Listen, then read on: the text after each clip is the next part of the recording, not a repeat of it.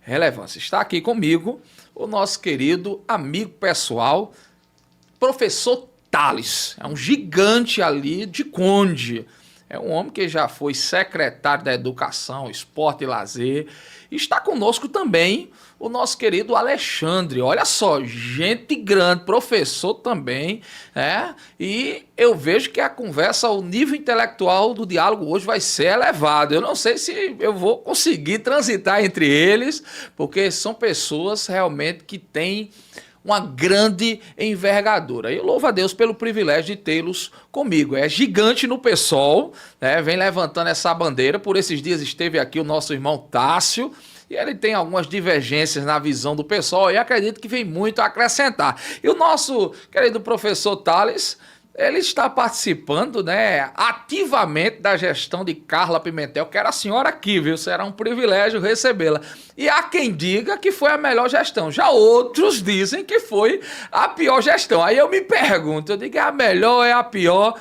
E eu quero ouvir o nosso ex-secretário da Educação. Então vamos começar direto ao ponto. Aqui a gente não tem o propósito de conhecer a jornada de cada um, né, a sua biografia.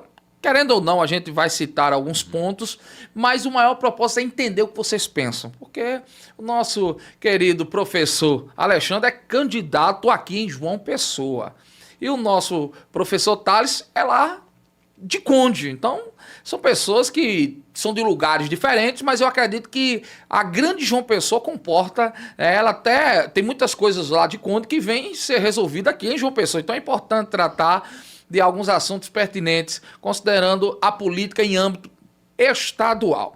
Então aqui eu quero começar essa entrevista, essa conversa, esse bate-papo com o nosso querido ex-secretário de Educação ali de Conde, amigo pessoal. Já estive até em festa de aniversário com ele. Temos um grande amigo em comum, inclusive mando um abraço para o nosso ministro Sidney, e eu louvo a Deus por ter esse privilégio de estar aqui com o nosso professor Tales. Professor Tales, há quem diga que a pior administração de Conde, eu já ouvi muita gente dizendo isso, é de Carla Pimentel. Diz que ela usou a prefeitura, né, para colocar silicone. Não sei nem se procede, viu? Olha só, a gente já começa apimentando o negócio, né? Se é Pimentel, então vamos apimentar. Diz que ela usou a gestão ali em benefício próprio. O senhor, como ex-secretário da Educação, continua na situação. O senhor vê dessa maneira? Bom dia a todos. Falar da nossa querida gestora Carla Pimentel, eu falo com muita propriedade, porque já estive como secretário em sua gestão, mas antes de ter o título, nós somos amigos e amigos pessoal. Eu costumo dizer a ela que ser mulher em uma sociedade machista é muito difícil. E acima de tudo, ser política prefeita de Conde, onde o machismo impera. E estar à frente da prefeitura, a gestão de Carla Pimentel, é uma gestão muito humanizada. Eu vou citar o primeiro dado, como eu sou da educação, a gente teve o melhor IDEB da história de Conde. Saímos de 5,3 para 6,4. Então, a nossa prioridade foi reformar toda a estrutura pedagógica da rede municipal e levando a humanização para dentro das escolas, de olho a olho com cada gestor, com cada professor, com cada auxiliar de sala, com cada um que faz a educação de Conde. E a nossa maior preocupação, uma das prioridades, é alfabetizar as nossas crianças no tempo certo, na idade certa. E com muito esforço, estamos conseguindo. Vou dar um grande exemplo. A gente tem uma escola de zona rural, em Garapu, que todas as crianças estão alfabetizadas na idade certa. A gente tem uma parceria com o programa de Sobral, que está lá. E Carla tem esse olhar muito humanizado, de poder entender, de sentir a dor do outro. Tanto que as pesquisas hoje apontam, né? A nossa prefeita reeleita. A pesquisa mais baixa, 62% de intenção de voto. Né? O candidato B, que está lá concorrendo, foi vereador por alguns mandatos. O que é que ele tem de política pública dentro da cidade? Porque existe uma grande diferença da política partidária e da política pública, apesar que as duas se encontram em algum momento da nossa vida. Porque eu costumo dizer, Para o feijão chegar na mesa, eu preciso da política partidária e da política pública. Mas será que ela não está com essa porcentagem porque não tem ninguém à altura para disputar com ela? Eu acredito que existem outros candidatos, C e D, que também têm propostas. Se fosse Monique Marinho. Rapaz, não faz cócegas. É o quê, rapaz? Não faz cócegas porque eu não tô aqui para falar mal de Monique, porque eu acho que até para saber fazer oposição, a gente tem que ter ética e postura. Porque não adianta trazer só problemas. E, quanto vereadora, ela poderia trazer algumas soluções para a cidade. Então, esse é o meu olhar, esse é o meu pensamento, que não adianta só bater. Bater por bater, qualquer um bate. E a solução? Os encaminhamentos? Está ali perto do povo. Olha só, boa observação do professor, né? Eu também sou a favor dessa visão. Bater por bater, eu acredito que não constrói. A crítica tem que ser construtiva. Eu tenho que apontar o problema, mas imediatamente eu também tenho que apontar a solução. Eu concordo com o professor nisso aí. Não conheço, né, a administração da Carla Pimentel no Conde. Tenho algumas pessoas que congregam comigo, eu sou pastor da Igreja Batista aqui no Cristo, que é lá de Conde. De Conde. E aí eu perguntei como é que tá a situação. Pastor, provavelmente ela vai ganhar porque não tem ninguém à altura da disputa. Se tivesse, talvez ficasse mais difícil. Mas essa é a visão do povo. Um grande gargalo de Conde se chama infraestrutura. Até porque a gente pegou uma cidade, se não falha a memória, com 11%, foi 12% de ruas calçadas. E o Conde tem 60 anos de história, né? Mais de 60 anos. E aí? Isso diz muito de como nós pegamos a cidade, né? E administrar em Conde não é fácil, porque ainda existe o jogo dos interesses pessoais. Tem muito turista ali, né? Tem muitas pessoas de fora, muitos gringos, né? Como nós falamos. Muito. Eu conheço muita gente ali de poder aquisitivo muito elevado e é lamentável ver a cidade, né, com tantas limitações, como o senhor bem colocou. Daqui a pouco a gente vai tocar mais alguns pontos relevantes. Eu quero ouvir agora o nosso professor Alexandre, alguém que é de grande envergadura e vem de um partido polêmico. Eu costumo dizer que é um partido pequeno comparado aos demais, mas faz barulho, parece gigante. Parece que o povo lá é ensinado a gritar. O PSOL é uma pedra no sapato de todo mundo. Não tem quem no Brasil não conheça esse partido chamado PSOL. E eu vejo que o nosso irmão Alexandre, eu não sei, o senhor é do PSOL, mas eu conversando aqui nos bastidores com o senhor, eu vi o senhor mais aí de centro-esquerda, eu não vi o senhor como extrema esquerda, não. Então, Diego, queria te saudar, agradecer pelo convite, né, de estar aqui no TheCast, venho acompanhando a desenvoltura sua enquanto entrevistador, enfim, as pautas que são extremamente relevantes, a diversidade também de quem comparece aqui, né, queria saudar também o nosso companheiro aqui que está no nosso debate, o Thales, com as questões que ele traz sobre o Conde, né. Enfim, veja, eu costumo dizer que o PSOL não é um partido radical no sentido concreto. Tem mais radical do que o PSOL? Não, veja, se radicalidade está relacionada à defesa de direitos, eu não tenho problema nenhum em ser enquadrado como radical, né? Agora, essa radicalidade insensata, né, desmedida, essa definitivamente não faz parte do horizonte do partido que eu milito, né? Então, eu sempre faço questão de destacar isso. O PSOL é, antes de tudo, um partido combativo, né? É um partido que não tem receio nenhum de discutir pautas que são extremamente sensíveis. A gente discute de política econômica às pautas de costume, sem nenhum problema, sobre isso, né? A questão é que, de um tempo para cá, a gente enveredou, penso eu, numa política extremamente conservadora, em que temas que são da ordem do dia e que são temas para o Estado discutir, esses temas vêm sendo interditados, né? E o pessoal se opõe a essa ideia, o pessoal pensa numa perspectiva de sociedade que seja libertária, né? Numa perspectiva de sociedade que a gente possa discutir sexualidade com um muro baixo, sabe? Então, eu vou falar aqui sobre políticas públicas, Thales vai falar sobre políticas públicas, e a gente não pode, por exemplo, interditar determinados temas. Percebe? A gente não pode, por exemplo, negar uma realidade de, por exemplo, adolescentes engravidando, né, na adolescência, e a gente, sabe, embargar essa discussão como uma questão de mero costume, sabe? Não é possível se fazer isso. E o pessoal enfrenta esses temas, né? Eu tenho muito orgulho de fazer parte do partido que eu integro, né, Diego? Assim, eu integrei o partido, entrei no partido em 2013. Já entrei com 32 anos, sabe? Assim, não sou um militante que vem do PT, que vem de outro partido. O PSOL foi o meu primeiro partido, né? Ingressei nas fileiras do PSOL com uma certa maturidade, 32 anos. O senhor entrou antes do nosso querido Tássio? Não, Tássio é uma figura da fundação do partido, né? Ele é um militante... Como é que anda a sua relação com o Tássio? A nossa relação é institucional, né? Nós tivemos divergências nesses últimos meses, né? Muito relacionadas a como o pessoal deveria caminhar neste processo eleitoral. Tássio defendia que o pessoal seguisse numa coligação com a candidatura de Luciano Cartacho, e o nosso agrupamento entendia que não, que a gente deveria manter a candidatura própria do nosso companheiro Celso Batista, que conduziu a nossa candidatura, pré-candidatura de janeiro até o mês de julho, né? Quando na convenção o Diretório Municipal entendeu por coligar com o Partido dos Trabalhadores. Qual é o problema dessa questão aí, Diego, que eu visualizo? Então o partido está dividido. Dividido é força de expressão. A maioria do partido desejava candidatura própria. Maioria, né? Qual é a porcentagem aí?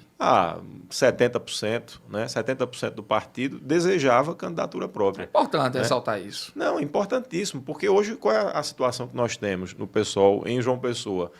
Uma decisão tomada por uma instância partidária que tem atribuição para decidir sobre isso, mas que nega escutar a base do partido. Mas houve isso também no PT, porque estava dividida ali, Cida Ramos, Luciano Cartacho, aí o nosso querido ex-governador foi diretamente lá no presidente Lula e a ordem veio de cima. Aconteceu a mesma coisa no PSOL? O PSOL, nós nos deparamos pela primeira vez com uma situação dessa, né? E não é por outra razão que o partido em João Pessoa está rachado, a gente vai ter muitas discussões a fazer depois do processo eleitoral. Mas foi rigorosamente isso, né? O que aconteceu no Partido dos Trabalhadores, onde o candidato Luciano Cartacho deixou, inclusive, a disputa, né? Com a deputada estadual Cida Ramos, e depois volta numa manobra realizada por cima. Mas esse é assunto de economia interna do PT, eu não quero me deter sobre isso. Me preocupa a realidade do PSOL, né? Que nesta eleição, para fazer coligação com Luciano Cartacho, negou ouvir as bases. Tanto é que foi preciso se entrar com ação, veja só, nós entramos com ação judicial contra o nosso partido para garantir que houvesse uma plenária, e que nessa plenária os militantes do partido fossem ouvidos para dizer se queriam coligação aí ou o senhor não se sente própria. representado por essa candidatura do PT? Em absoluto. Mas vai votar em Luciano? Vou seguir a orientação do partido porque sou partidário, né? Mas é preciso destacar que a forma como o pessoal construiu essa coligação, sem construir um programa, sem definir o seu espaço dentro da chapa. Se você me perguntar qual é o programa do PSOL apresentado ao Partido dos Trabalhadores, eu não sei lhe dizer. Olha só, professor, eu vejo que esse é um problema gravíssimo, que não só o PSOL está enfrentando, mas o PL também. O PL também está enfrentando esse racha. Você vê que União Brasil também não tem o partido que não enfrenta esse racha, o próprio Avante. Então, a gente vê que é uma tendência. É uma tendência que isso aconteça e eu vejo com um olhar muito crítico, porque eu acredito que quando a casa está unida, fortalecida, o pessoal sempre teve protagonismo. Eu fico muito triste em não ver o pessoal protagonizando agora essa eleição. Poderia sim ser cabeça de chapa. Sem o próprio dúvida. Tássio já foi candidato a governador. Parabenizei ele aqui. O senhor sempre foi um homem dos bastidores, né? Isso. Sempre esteve ali na questão jurídica. O senhor é um advogado, então o senhor sempre deu o lastro, o apoio para a candidatura do Tássio, mas Tássio foi candidato a deputado, né? Então, assim, quando eu vejo o pessoal sempre protagonizando e agora ele indo para trás das fileiras, isso é preocupante. Porque eu acredito que os partidos, até como o Avante mesmo, tem que protagonizar. Eu tenho um amigo do Avante que eu voto nele, eu voto lá em Santa Rita, é o Paulo Martins. O ex-vereador Paulo Martins. E ele está tentando protagonizar a política ali com o Avante em Santa Rita. E o que eu vejo, meu irmão? Eu vejo que os grandes partidos estão tentando fazer essas coligações, estão realmente fazendo algo que eu acredito que não é bom para a democracia. E eu vou adiante, sabe, Diego? Porque, veja, em toda a região metropolitana de João Pessoa, o pessoal tem candidatura própria. Tem candidatura própria no Conde, tem candidatura própria em Cabedelo, tem candidatura própria em Santa Rita, tem candidatura própria em Campina Grande. Né, que são polos importantes para a gente. Mas chega então, na capital... A renúncia à nossa candidatura própria significou, em boa medida, você entregar tempo de TV para o partido sem nenhuma contrapartida. Mas não é porque Tássio queria vir como vereador. E mais do que isso... Ele viu uma chance real. Ele disse que agora vem realmente para tudo, para definir essa questão. Mais do que isso, né? Sufoca as nossas candidaturas para vereador. Né? Porque as nossas candidaturas, infelizmente, pelo desgaste, nós não estamos seguindo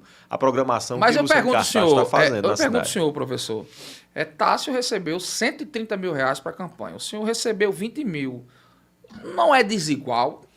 Porque ele não é vereador de mandato. Veja, o companheiro Tássio ele tem uma trajetória longa dentro do partido e forjou a sua imagem na construção do partido. Né? Então, assim, então, só quer dizer ser justo isso. Eu não vejo... Justo aí é por sua conta. Não, mas né? eu pergunto ao senhor, não. Olha o sabonete, não. Porque sentou aí, no mesmo lugar que o senhor está sentado, o Jaime. O Jaime recebeu 300 mil do PL.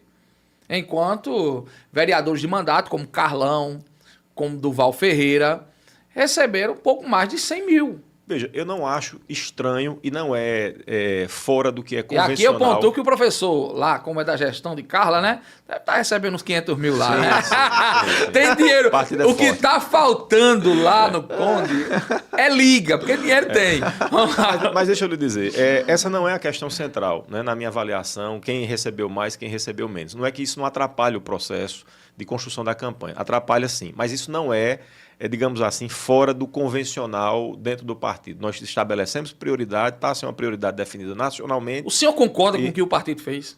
O senhor está acompanhando? Em relação a... Em relação ao fundo eleitoral, como ele foi destinado? O senhor concorda? A discussão que nós tínhamos que fazer dessa distribuição foi feita dentro do diretório e prevaleceu essa decisão. Então, eu não tenho reparo a fazer a ela. Mas o senhor concorda? Eu estou perguntando o diretório, estou perguntando o senhor concorda com o que foi feito? Concordo com o estabelecimento de prioridades. Em relação à forma de divisão dos recursos, definitivamente não é igualitário. Mas isso, repito, isso não é uma questão de fundo. Mas é importante. Me perdoe, professor. Deixa eu só concluir o raciocínio. Me perdoe, é importante. Essa não é a questão de fundo. Para mim, pesa muito mais a renúncia que o partido fez a uma candidatura própria, essa sim, capaz de projetar as candidaturas proporcionais e concentrar todos os nossos esforços na projeção dessas candidaturas, inclusive a do camarada. Mas o senhor não está na TV? Não tem o guia eleitoral? Sim, mas não tem relação com isso, né? Olha só, eu me preocupo, professor Tales, que o que esteja acontecendo seja algo irreversível.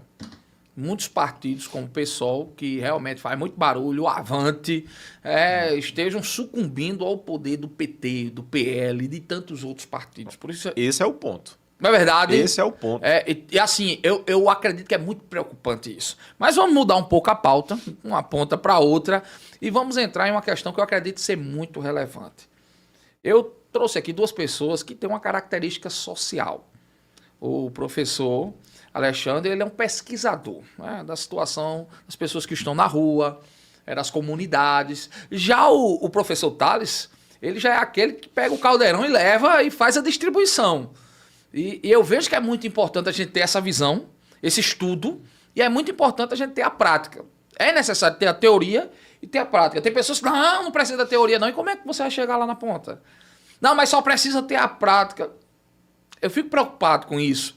É bom você ter o conhecimento do âmbito, da realidade do cenário que nós estamos vivendo. Eu, particularmente, dei início a esse projeto, a esse podcast, com esse propósito, de trazer e colocar na mesa. Coloquei aqui com Estela Bezerra, com Ricardo Coutinho, com todos que passaram aqui. Olha, vocês estão vendo o que está acontecendo no centro da cidade? Centenas de pessoas em situação de rua. E só está aumentando. Eu estou levando cerca de 400 refeições para a rua. E é 10 minutos para fazer a distribuição. Antigamente, eu levava um caldeirão, colocava na mala do meu carro, passava de 10 às 6 da manhã para distribuir. Ficava procurando pessoas na rua para distribuir. Agora não. Agora a gente faz 10 caldeirões. E é 10 minutos. É uma coisa absurda. Hoje, João Pessoa parece com São Paulo. Uma Cracolândia. Eu não sei como é que tá o Conde lá também. Porque o Conde também é uma área ali, área de praia, né? A gente sabe que existe realmente pessoas de poder aquisitivo, existem muitos gringos lá, mas eu vejo que também o Conde tem muitos vulneráveis. Enquanto tem um lado do Conde que é da elite, tem um lado do Conde que é de extrema pobreza. Inclusive o professor Tales tem trabalhado muito bem lá. Então, meu professor, me diga a realidade do Conde, como é que está essa situação lá de pessoas de vulnerabilidade? Na verdade, meu amigo, eu costumo dizer, professor, que o Brasil é uma verdadeira dialecta. Uns têm muitos e outros têm pouquíssimos. Falar de Conde é falar de uma diversidade imensa cultural, onde a gente tem um povo quilombola, povo indígena, ribeirinho, zona rural, zona urbana e quase 30 km de praias. E estou em Conde fazendo trabalho social há mais de 5 anos. E a minha vida ela é pautada pelo assistencial. Tudo começou aqui em João Pessoa, onde eu fui criado na bola na rede. Né? Tenho muito orgulho da minha raiz, pela minha tataravó Maria José, pela minha manhã de criação Valdilene. E desde a minha adolescência que eu venho realizando trabalho social. Tudo começou aqui em João Pessoa.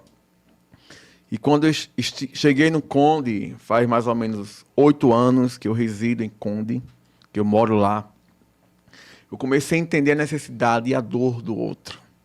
Quem me conhece sabe que eu sou capaz de tirar a minha roupa para ajudar o outro. E muita gente me questiona, mas por que tu faz isso? Porque eu acredito na lei do retorno. Essa é a minha filosofia de vida. Por esses dias encontrei uma situação que eu olhei assim e disse, em pleno século XXI, ainda temos pessoas nessa situação. E isso me faz refletir enquanto ser humano, como agente político. E eu comecei a me questionar, cadê as políticas públicas? Cadê aquilo que é planejado, que é discutido em algumas salas de reuniões, em alguns gabinetes? Cadê aquilo que a sociedade política de Conde projeta chegar na ponta? O que falta? O que é que está faltando? E é com essa discussão que, graças a Deus, no mínimo são 10 casas que a gente visita.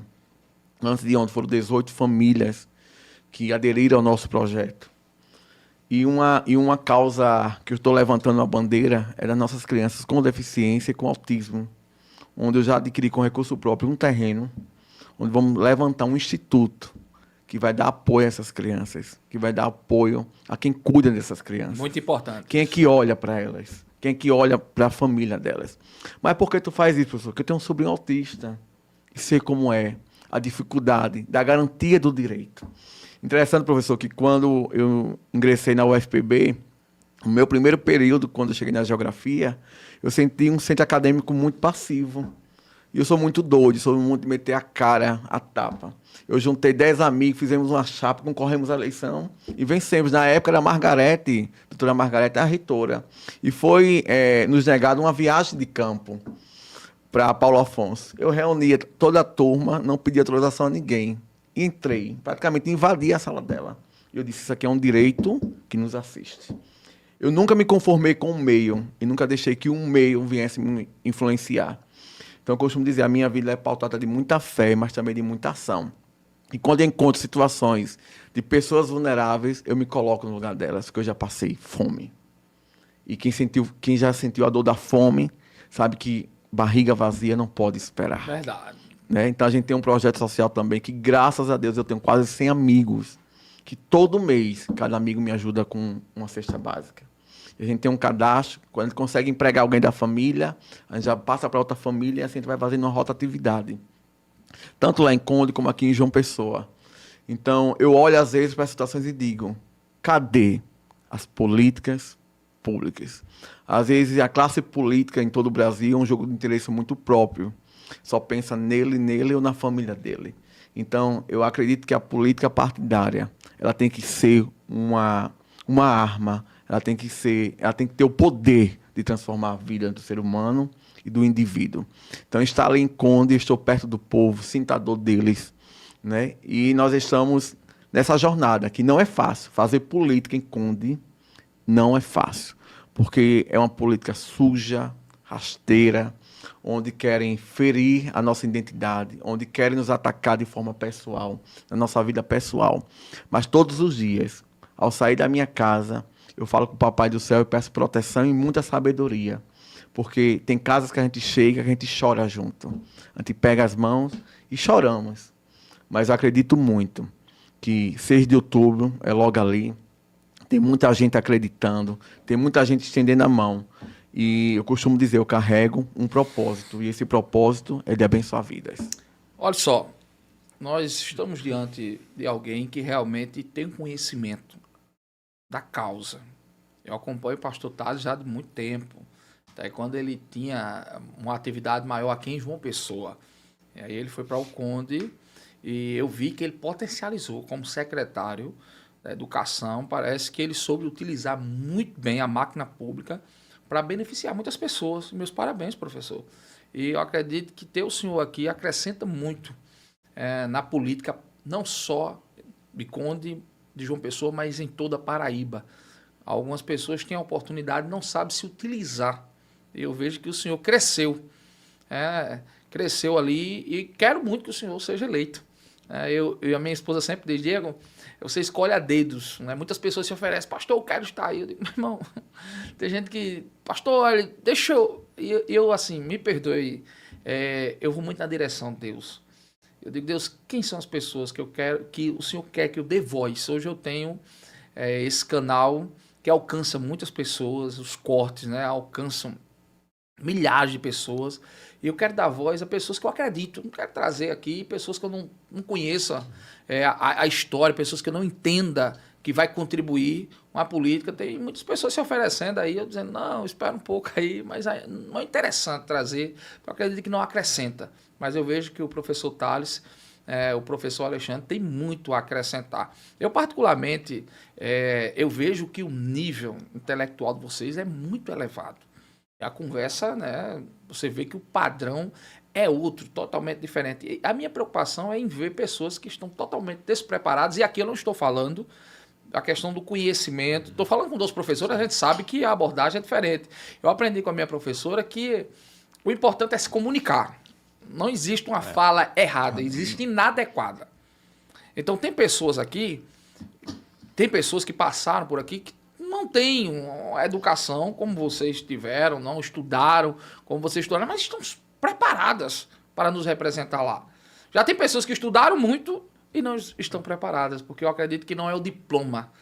Eu conheço pessoas que são graduadas, que têm 3 graduações e são analfabetos funcionais. Eu me envergonho, meu irmão, você perdeu seu tempo ali. Estamos aqui diante de um professor universitário e eu sei que tem pessoas que passam por lá só para sair com um diploma dizendo eu me formei. Mas voltando ao tema que o professor Thales nos trouxe muita clareza o que está acontecendo ali no Conde, eu pergunto ao senhor, no cenário em âmbito municipal e estadual, o senhor como um estudioso, como alguém que está ali atrás das trincheiras, como é que o senhor vê esse cenário das pessoas em situação de vulnerabilidade, as pessoas em situação de rua?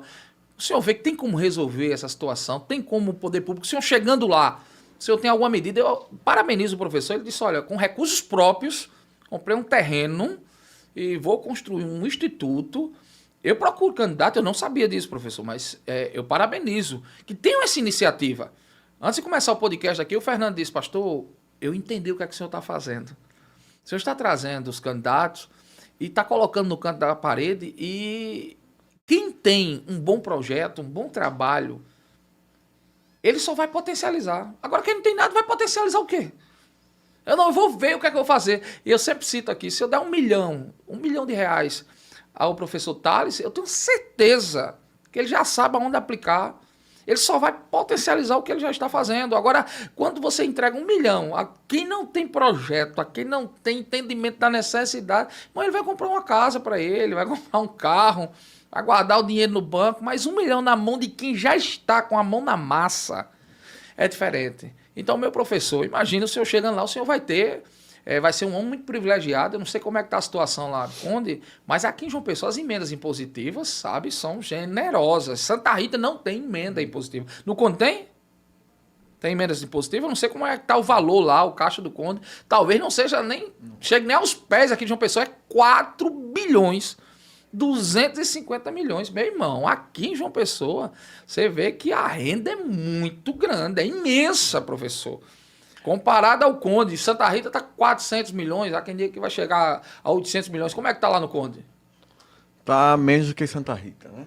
Então você vê que aqui a gente tem como trabalhar e trabalhar na casa dos milhões. Professor, diga aí. Então, veja só, acho que essa questão que você coloca é central, né? E esse debate aqui está sendo muito fecundo, porque me permite também falar sobre esses aspectos relacionados a projetos que são conduzidos geralmente aí por abnegados que assumem essa tarefa, assumem como missão. E é preciso a gente não perder de vista, num primeiro momento, que as políticas sociais no Brasil, gente, historicamente, elas foram capitaneadas pela sociedade civil.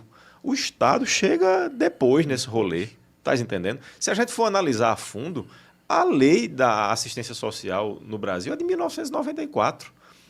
O Sistema Único da Assistência Social eu vi nascer em 2012.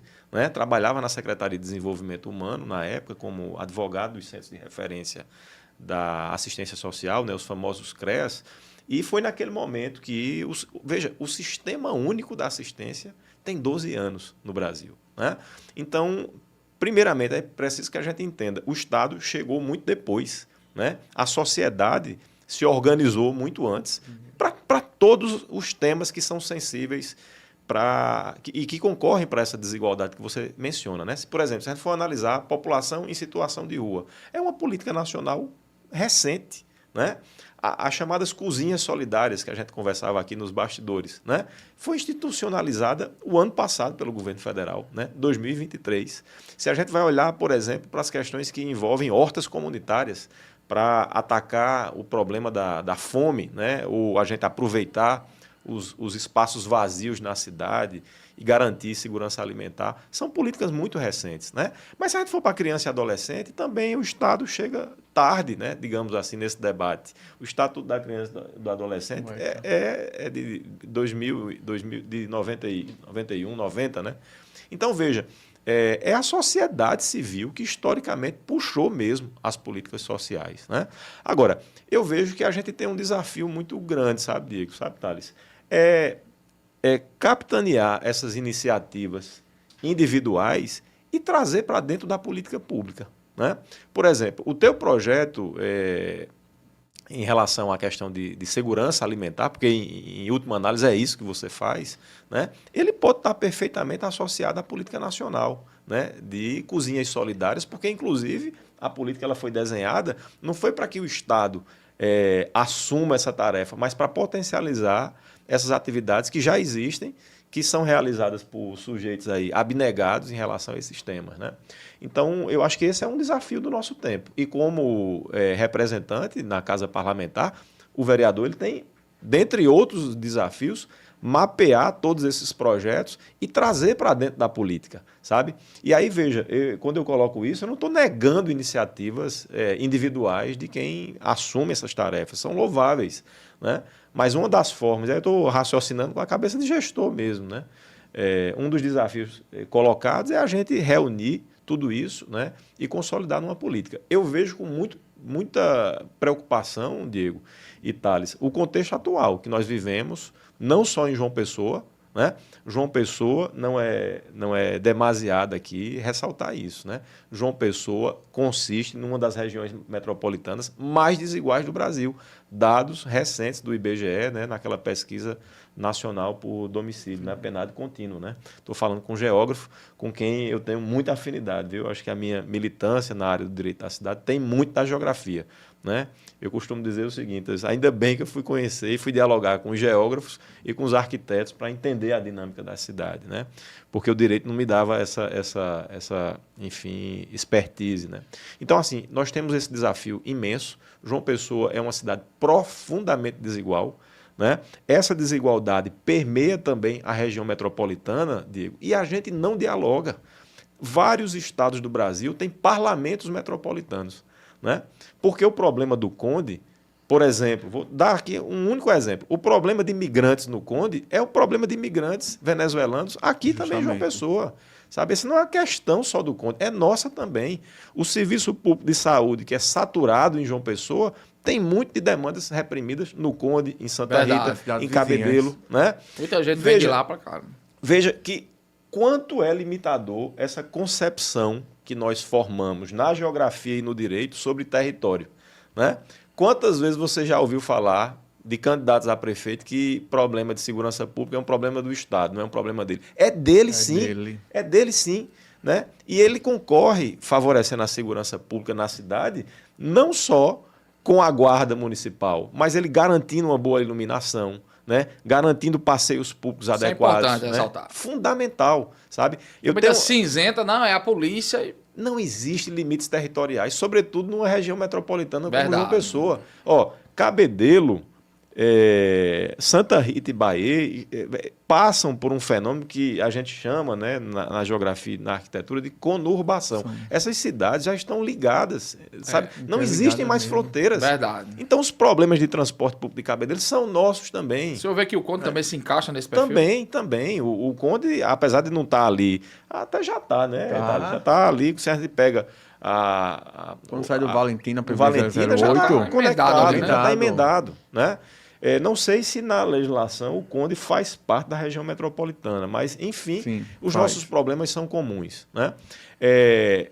E aqui eu falo não como pesquisador, sabe, Diego? Assim, eu sou um ativista do direito à cidade e queria aproveitar essa oportunidade para dizer assim de algumas iniciativas importantes que nós tomamos nesses últimos períodos relacionado ao tema da moradia popular, né, que tem a ver também com esse contexto que a gente vivencia, e você, mais do que ninguém, vivencia isso todo dia com a situação de população em situação de rua e de drogaditos também. Né?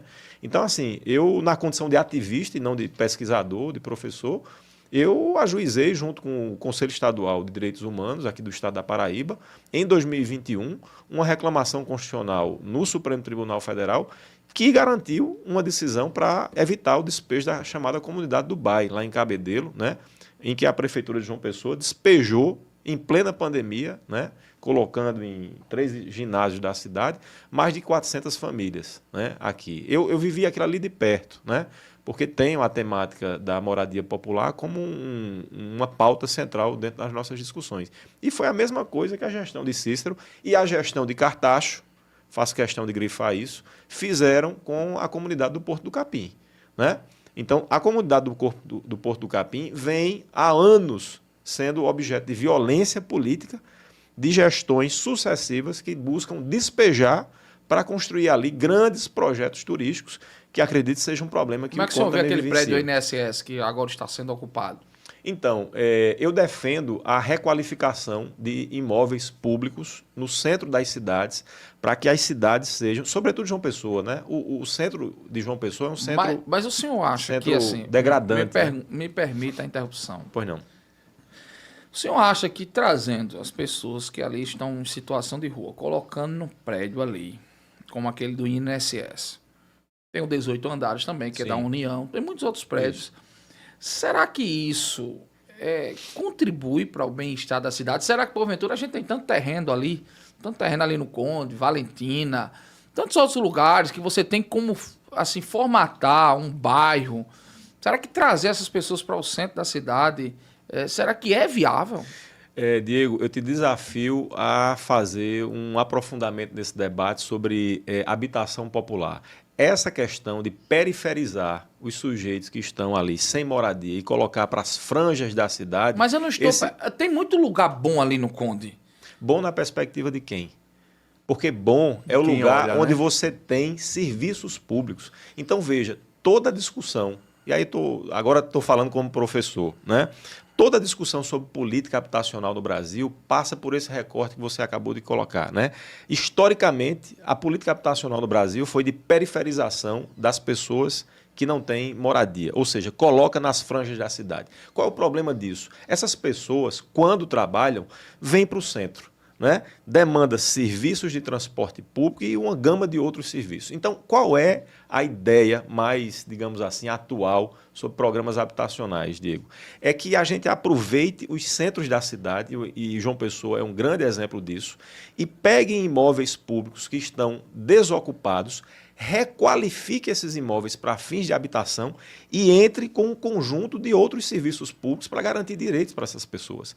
Essas pessoas, ao morar no centro da cidade, elas têm mais facilidade de chegar no emprego, elas demandam muito menos transporte público e ocupam o centro das cidades. Mas pense comigo, será que... Pense comigo, olha só, trazendo, imagina, quem está na rua hoje aí começa a morar ali naquele antigo prédio do INSS, 18 andares e tantos outros prédios. Será que a gente não está passando uma informação errada?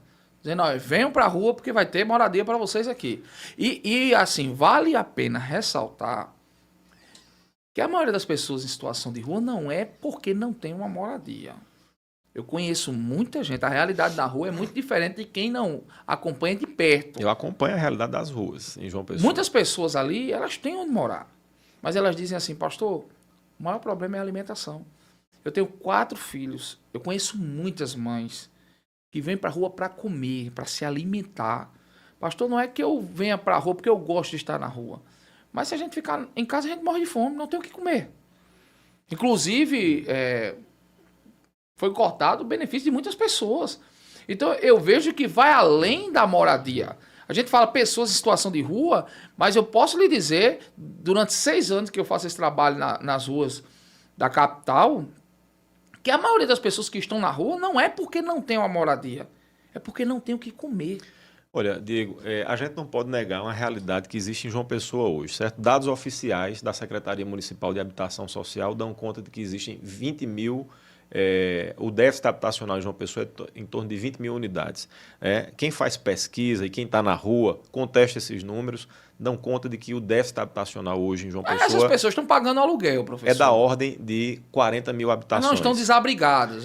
Conseguem pagar um aluguel. Pois bem, a política de aluguel social, que em João Pessoa ela não é universal, paga para essas pessoas que estão em situação de rua ou oferecem um benefício da ordem de 300 a 500 reais, que é um valor, você sabe disso, absolutamente insignificante para você alugar uma unidade qualquer. Né? E aí eu estou falando de moradia digna. Né?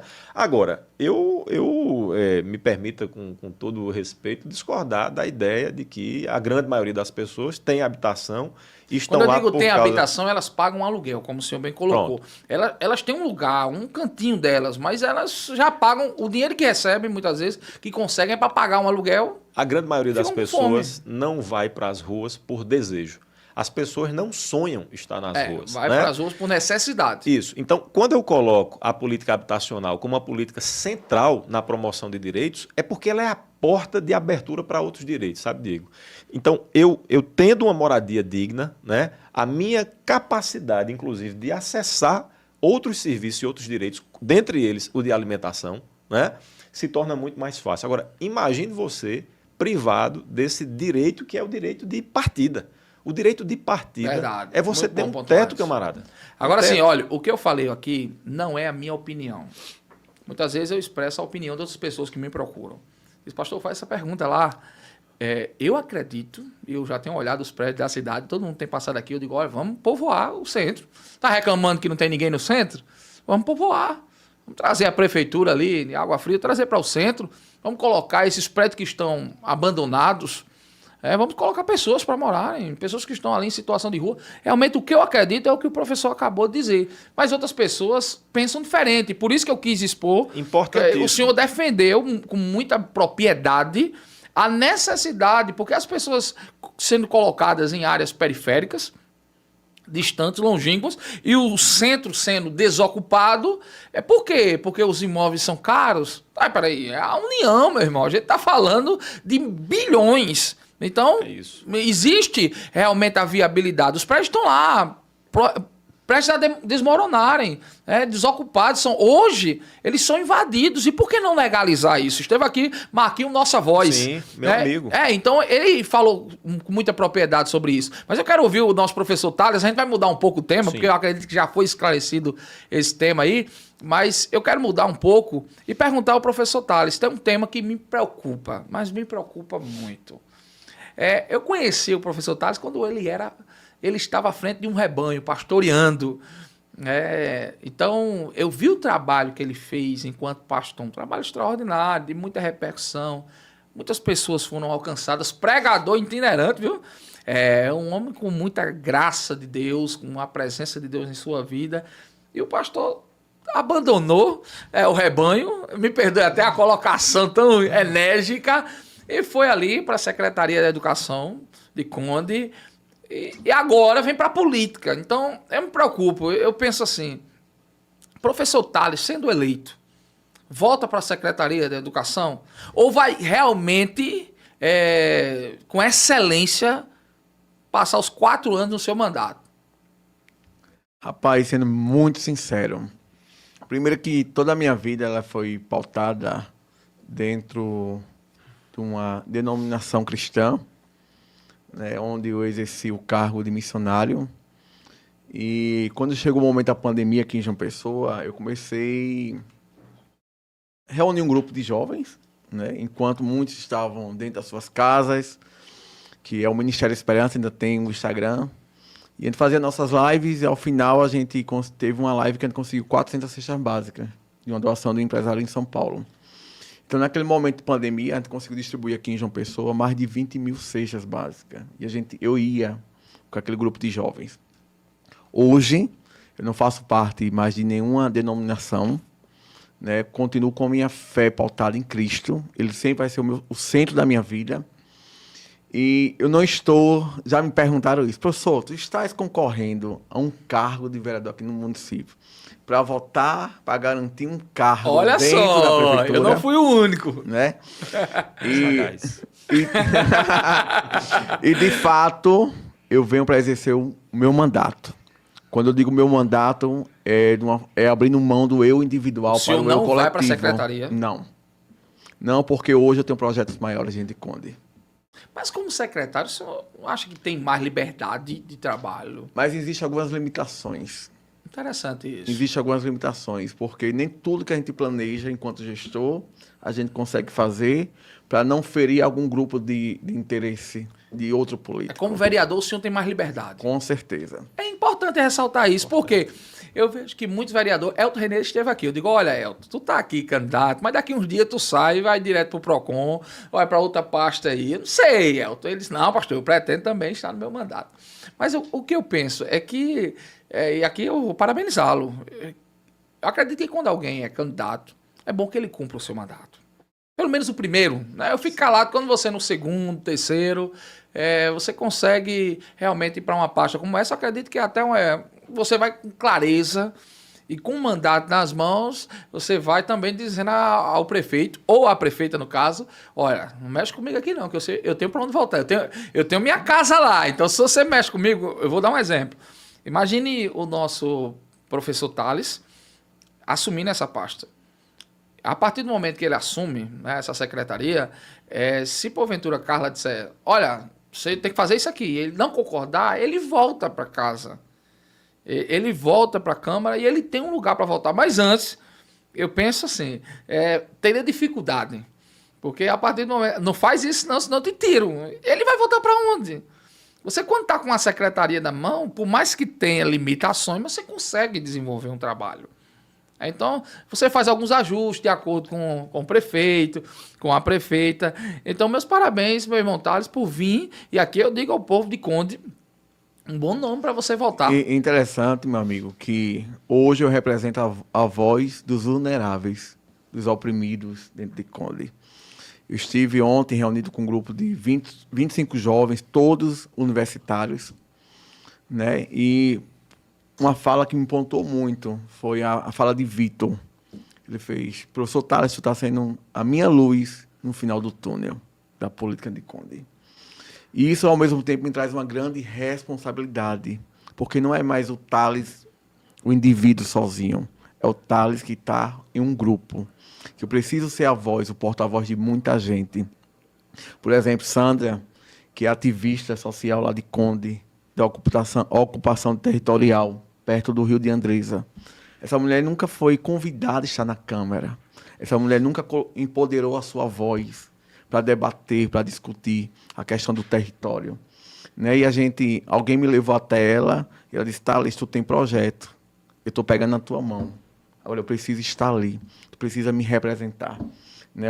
Uma ocupação ali no Rio de Andresa que são quase 18 famílias.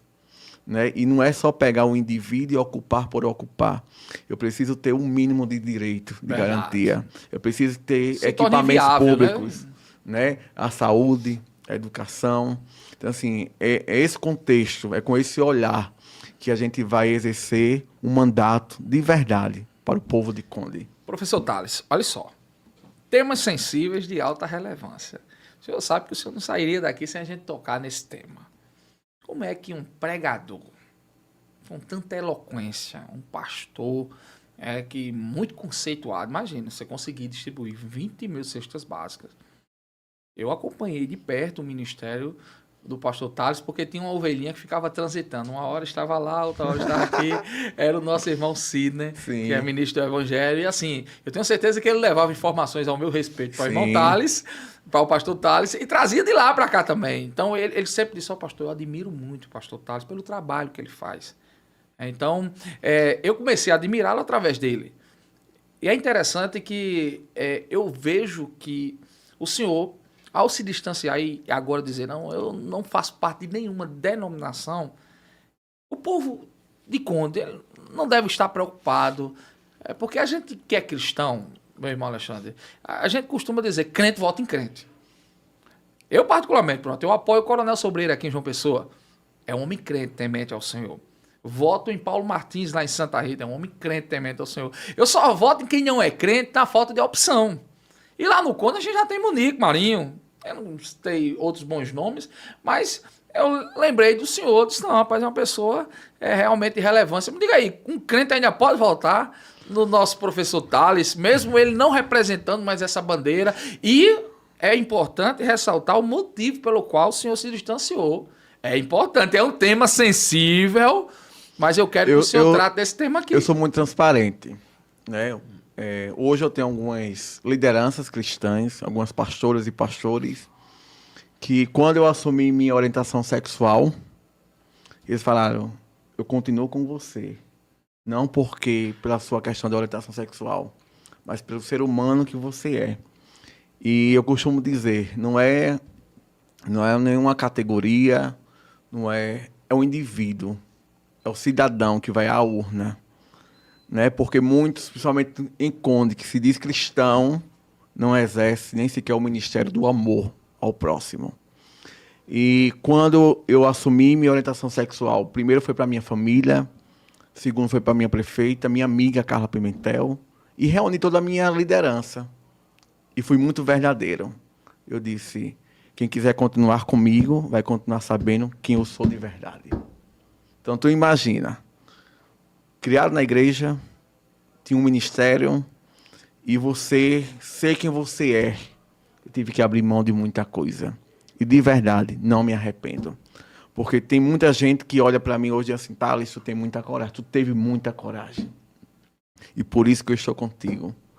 Porque a questão da política pública, principalmente em Conde, LGBT, a gente tem muitos adolescentes, muitos jovens que já pensaram em suicídio. E nunca ninguém debateu esse assunto. E cadê o que eu costumo dizer? O primeiro ministério é o olhar para o próximo como Cristo olha para mim. Então, todo mundo lá de Conde já sabe. Hoje eu não escondo, não faço. Esse sou eu. Esse é Tales Medeiros, um ser humano de coração incrível. É interessante porque algumas pessoas vão me apedrejar por trazer o nosso irmão Tales aqui. Vão me apedrejar. Vão dizer, mas rapaz, como é que você leva, me permita a colocação, sim, uma pessoa que transitou, pessoa que teve um ministério relevante, conhecido, boa parte da Paraíba e até fora da Paraíba, como um pastor, um homem de peso. E aí a sua orientação sexual se denomina gay. Aí o senhor pega e leva para um podcast que tem um viés cristão. E aqui eu deixo um recado.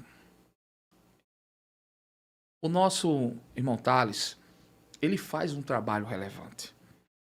E a sua orientação sexual não vai ofuscar o trabalho que ele faz. E por isso, meu irmão Tales, que é um privilégio tê-lo aqui. Porque eu acredito que a política ela perde muito quando você olha para o lado pessoal e deixa de olhar para o que a pessoa está fazendo.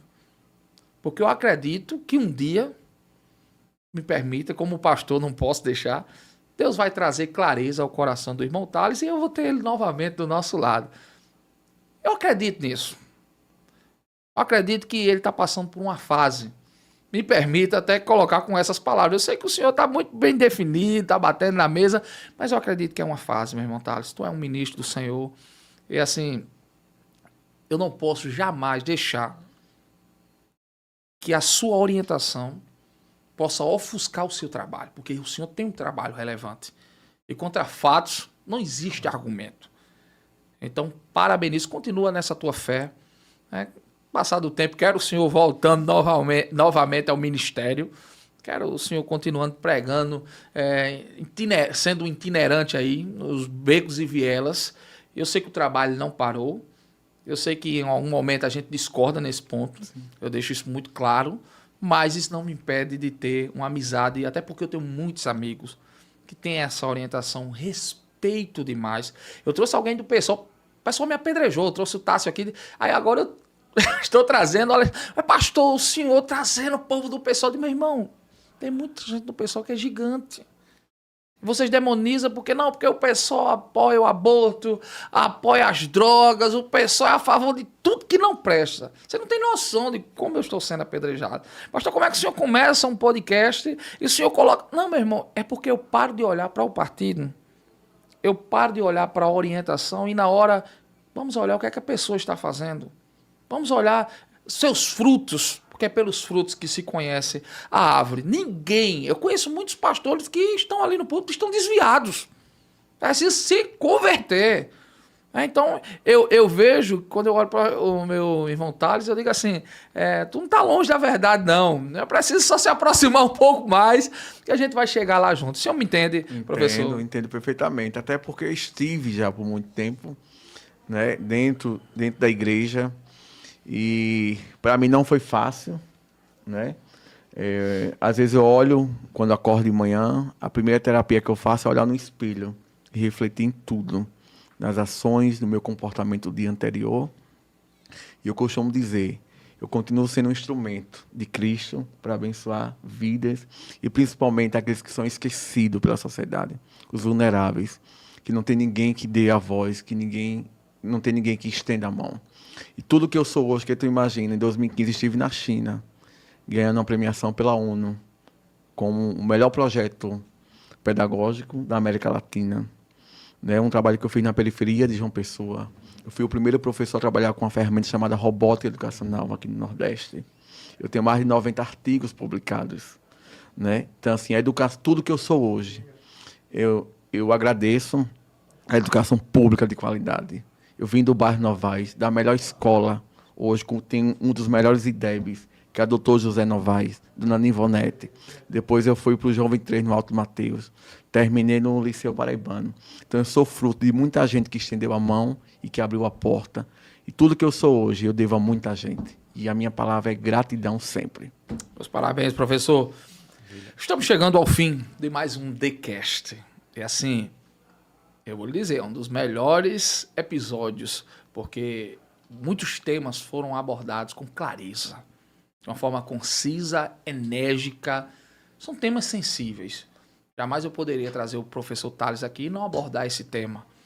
Trazer o nosso irmão aqui do PSOL e também não dizer que eu discordo do que eles pensam, do que eles defendem, mas eu defendo o direito de eles defenderem. Então... eu quero dar 1 minuto para as considerações finais do professor Alexandre. Já acabou, olha, começou agora. A gente vai fazer umas 3 horas, pessoas de grande envergadura. Mas o propósito é esse, deixar o gostinho, quero mais para vocês voltarem, viu? Porque a gente não conseguiu nem abordar os temas que eu ainda queria abordar com vocês. Então, o propósito é esse, deixar em aberto para a gente poder ter outro momento junto. Maravilha, Diego. Assim, muito rica aqui a nossa discussão, né? Muito profunda mesmo, né? E como deve ser os programas de podcast, com encontros e desencontros, convergências e divergências, eu acho que enriquece muito, né, o programa. Olha, te dizer que o grande desafio aqui em João Pessoa, na minha concepção, é também a Câmara Municipal. né? Nós temos um parlamento que precisa ser oxigenado, né? E eu costumo dizer que tem gente nova aí pedindo espaço, né? Defendo muito aquilo que você colocou aqui, a importância e a potência de um mandato parlamentar, né? Eu costumo dizer que os vereadores da Câmara de João Pessoa subutilizam o mandato, né? Utilizam muito pouco, as pessoas talvez não tenham clareza da potência e da dimensão que é um mandato parlamentar. E eu me preparei para isso, né? Tive uma caminhada muito interessante no último processo eleitoral, fui candidato ao Senado da República aqui pelo PSOL. Tenho um orgulho imenso de ter defendido as pautas que a gente defendeu. Quantos votos o senhor teve?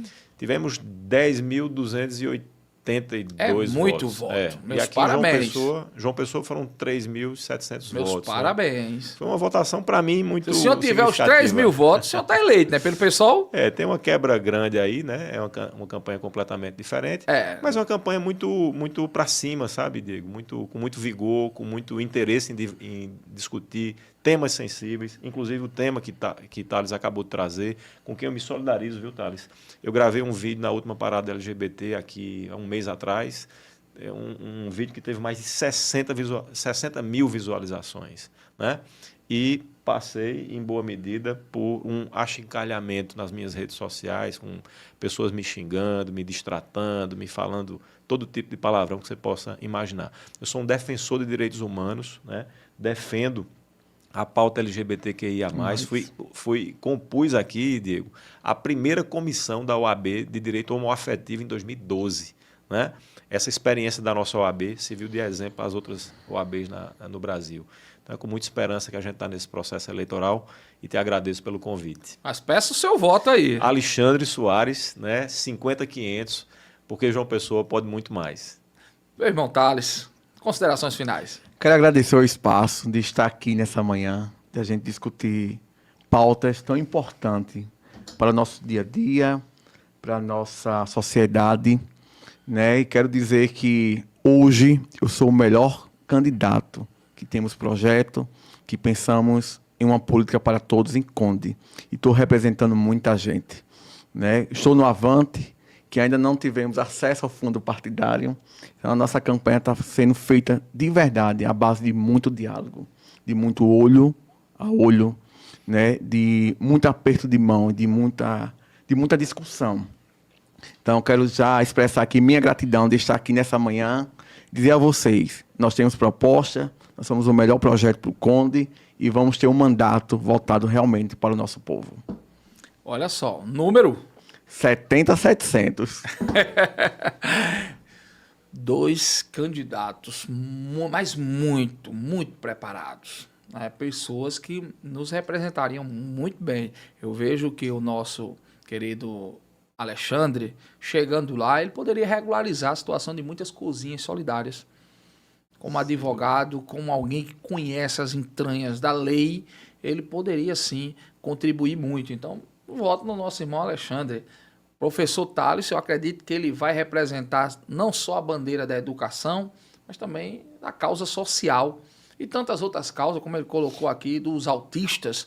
Já tem um terreno lá para fazer essa construção, e como ele adquiriu com recursos próprios, agora com salário de vereador, com emendas parlamentares, tudo fica mais fácil, né? Então, eu acredito que é uma pessoa que tem que chegar lá, e se eu, porventura, votasse no Conde, eu não teria nenhum problema em votar no meu amigo, meu irmão Thales. Amém? Então, amém.